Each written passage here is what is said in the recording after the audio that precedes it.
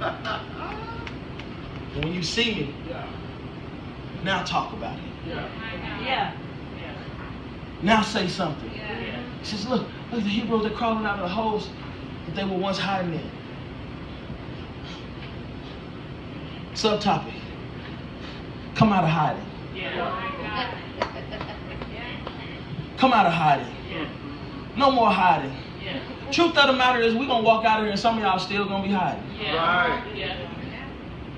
But I pray that one person in here decides it's better to crawl out than to keep hiding. It's better to crawl than to not move at all. Last thing I want to talk about is my surroundings.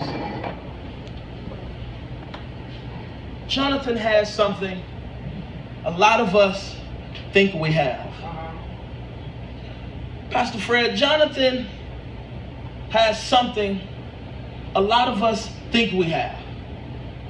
Jonathan had something a lot of us think we have. Wow. Jonathan had something a lot of us just we think we have. Wow. Matter of fact, thank you, Holy Spirit. He had two things that some of us think we have. Number one, he had a word. That's something that a lot of us think we have. He said it. I know I heard him say something. I don't know what that was, though. He had a word and he had backup. Backup is something a lot of us think we have. Right. I know that you think they got your back. Right. I get it. I get it. They've been down since day one. This is my ride or die. This is my sissy, my boo, my homie. I know what you think. But until they're willing to carry the thing that helps you fight. Wow. Until they're willing to go with you into foreign territory. Until they're willing to stand up against the Philistines with you, I'm convinced you might not have backup. Will you fight with me? Will you fight with me? Will you fight with me? And can I tell you something, Pastor Fred? Most people will say yeah. That's right. So it's time. Because here's the thing. It's easy to fight. It's easy to fight. I'm finna set y'all up. Most people will say, hey, will you fight for me? They'll say, yeah. Because it's easy to fight. But you know what it's not easy to do? Follow. Wow. Yes, it is. See, his armor bearer didn't just fight with him, he followed him. He wasn't asking questions. That's good stuff. He wasn't teeter-tottering on what he thought was going to happen. He just said, whatever you got, that's God. You got a word that I didn't get. And so since you got the word, and I need the word, Let's go. Come on. since you got the word and I need the word, I got to follow after the word that I need, because he may not give it to me. He may just keep it in you and just cause me to follow it. But too many times, the reason why you don't got backup is because you got a word and then they convinced they got one too. So I can't follow you. I'm trying to get followers myself. And sometimes, man, God is calling you to follow and not lead. Come on. That was too heavy. I get it. Some of us, God is called to be awesome followers. But we're all trying to be leaders. Right. But can I tell you something? When you switch your perspective, even when you follow, you lead. It's because you realize that life is all about passing batons and grabbing. That means as I'm following you, chances are there's somebody that's behind me following me. So we all don't really need a word. All we need is one person with the right word, and everybody. I'm just going to follow you. Yeah. I have to pick this up next week. The end result is he let them see him. And this is what I want to land on as I'm done. This is what I want to land on. Come on now. Jonathan had this resolve that just knocked my socks off. Yeah. And I wish we had media, because right around up in here, I would have paused my message and I would have played this clip from Divergent. And this is where this dauntless situation comes from. If you ain't never seen Divergent, go see it. It'll preach you under the pews. Yeah. But I would have played this clip, which Beatrice decides she would leave her mother, leave her father, leave her brother, leave everything that she knew, Yeah. and be dauntless. Yeah. And there was something in that little area.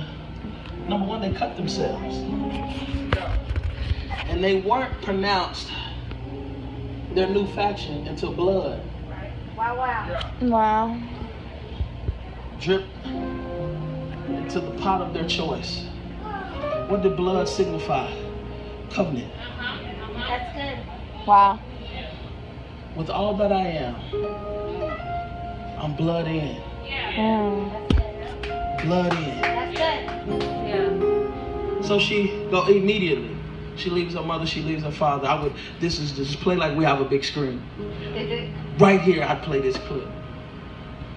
And they go, and all of them are running and running and running, and she's smiling. And she's like, finally, I'm free. This is gonna be awesome. They start climbing on top of the railroad track to wait for the train. She looks at the railroad and she's like, I'm not used to climbing. But she realized the rest of Dauntless were already at top. And if I'm gonna be in, I better figure out a way to climb. Yeah. So I just preached. If I'm gonna be in, I just might want to figure out a way to climb. Yeah. So she climbs up, and at this point she's separated a little bit from the group because she's still apprehensive about what it means to be dauntless. So the dauntless are just being them, and she's like, now I'm of you, but I don't know what this means. So the train comes. Oh, this is preaching. The train comes. They all immediately start running to jump onto the train. Sometimes in order to be dauntless, God will call you to jump on a moving train. Wow. Yeah. He will cause you to do some things that humanly seem impossible. The train is already moving and God is saying, run, catch up to it, catch up to it, catch up to it, catch up to it. I'm telling you, just catch up to it and get on. So she finally does that. She's in there, they just started. And Christina says to Beatrice, she says, you think they were trying to kill us?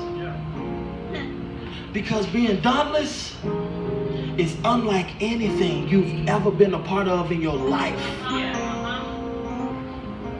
Then one of the ladies up front says, get ready. And everybody's like, what does get ready mean? Get ready. What she mean, get ready? Beatrice looks outside and she says to Christina, they're jumping. And Christina's like, what? They jumping? We just ran and had to jump on a moving train. Now we have to jump off a moving train? Yeah. Woo. What will you do if God puts you on a train that's not going to stop? Wow. But he's still saying, this is your exit.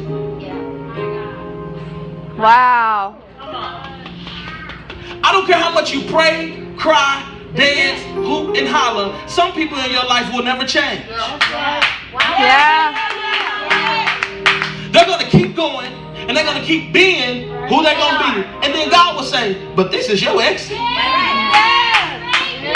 And sometimes you got to jump off mid-mess. You got to jump off mid-stress. You got to jump off mid-tear. You got to jump off mid-hurt. You just got to, no matter what's going on, I'm not staying on this train. then I'm done right here. Then